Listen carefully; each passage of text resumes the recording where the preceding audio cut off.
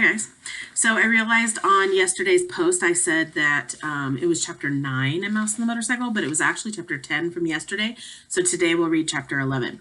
So if you remember where we left off, Keith has a fever and he's sick, and his parents don't have any aspirin for him, so they don't have any medicine for him to help his fever come down.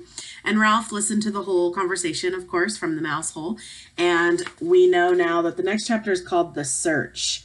So Ralph wants to help Keith and help his friend, and he's going to search the hotel to see if he can find some medicine.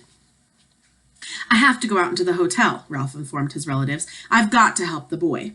Oh, no, not out into the hotel, said Ralph's mother. Not while the housekeeper is looking for mice. If you're seen, we'll all be in danger. I'll be back before dawn, said Ralph staunchly. I must go. Don't try to stop me. See here, my boy, aren't you being a bit dramatic? Asked Uncle Lester. Whatever do you have to go out into the hotel for?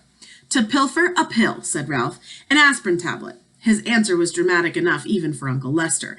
His entire family stared at him in disbelief. Not an aspirin, not after his own father had been poisoned by one of the dread tablets. An aspirin? Ralph's mom gasped. No, Ralph, not that, anything but that. It's the only way. Ralph stood tall and brave. The boy has a fever, and he needs an aspirin. I'm going to find him one. Oh, Ralph! His mother hid her face in her paws. But Ralph, quavered Aunt Sissy, remember your father. You can't carry an aspirin in your cheek pouches.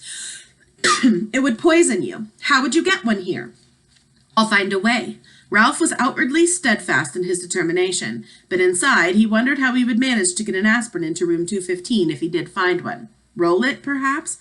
Ralph, stay here, pleaded his mother. You're too young. Let your Uncle Lester go.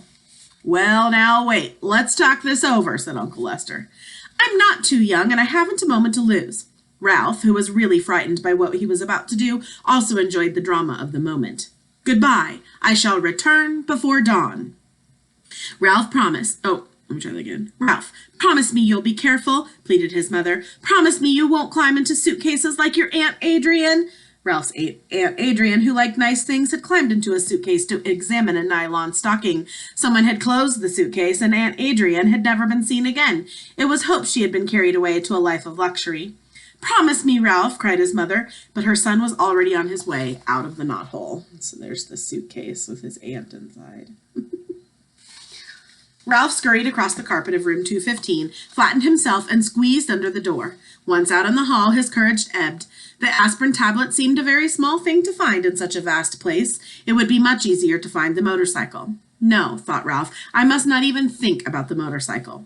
Ralph began to feel pretty small himself, much smaller than he had felt during his show of bravery back in the mouse nest.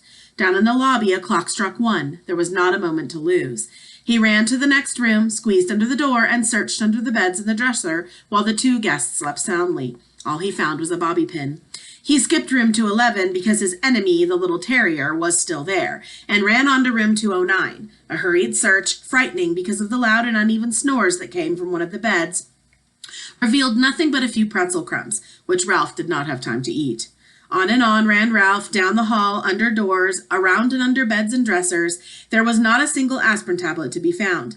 In one of the rooms, he did see a penny that had rolled under a luggage rack and remembered his mother's wish to leave a tip for room service. But tonight, he had no time for pennies. He must press on and find an aspirin. A small doubt began to creep into Ralph's thoughts as he ran down the hall to the last room on the 2nd floor. Maybe there was no aspirin. Maybe he was risking his life and the lives of his family for nothing. But Ralph pushed the thought aside. He would not let himself become discouraged. If there was no aspirin on the 2nd floor, there had to be one someplace on the ground floor. Tonight, he was willing to brave the stairs to find it. He flattened himself and squeezed under the last door on the 2nd floor. There was nothing under either of the beds but the things Keith called dust mice. There was no sound but the rattle of the windows in the wind. Ralph started across the carpet toward the dresser when suddenly a light from the bedside table blinded him. He stopped, rooted to the carpet by fear, even though it was not likely that anyone was going to cut off his tail with a carving knife. He heard someone slip out of bed and utter a sound halfway between a squeal and a scream. Before Ralph knew what was happening, an ordinary drinking glass had been clapped down over him, and there he stood in a glass trap.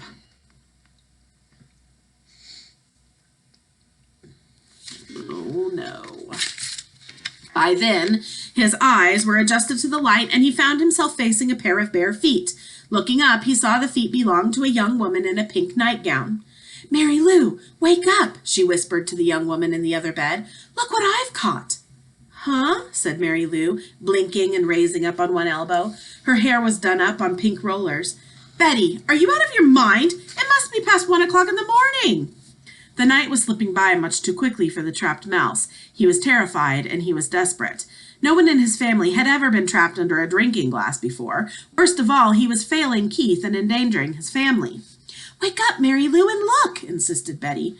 "I was getting up to stop the rattle in the window, and I caught a mouse." This news roused Mary Lou from bed, and the two young women knelt on the carpet to look at Ralph, who promptly turned his back. He did not care to be stared at in his misery, but it was no use. The women moved around to the other side of the glass. "Isn't he darling?" said Betty. "Just look at his cunning little paws." Mary Lou leaned closer for a better look. "And his little ears, aren't they sweet?" Betty was delighted. It was disgusting. It was bad enough to be trapped and stared at, but to have this pair carrying on in such a gushy fashion was almost more than Ralph could stomach. Cunning little paws indeed. They were strong paws, paws for grasping the handlebars of a motorcycle. "Oh, Betty, do you suppose we could take him back to Wichita with us?" asked Mary Lou. "My third grade would love him." "So would my kindergarten," agreed Betty. "We could keep him in a cage on the ledge, and all the children could bring him food from home. It would be such a good experience for them to have a pet in the classroom." So obviously you can pick up that these ladies are teachers. And there's a little picture of them thinking about taking Ralph to their classroom. "Well," thought Ralph grimly, "I always wanted to travel. A cage and a kindergarten in Wichita, however, was not exactly the destination he had in mind." The minutes were slipping by dangerously fast, and he had to do something. "Look," he shouted through the glass in desperation, "let me go. Please let me go. There's something terribly important I've got to do." "He squeaked," marveled Betty. "He's adorable," squealed Mary Lou.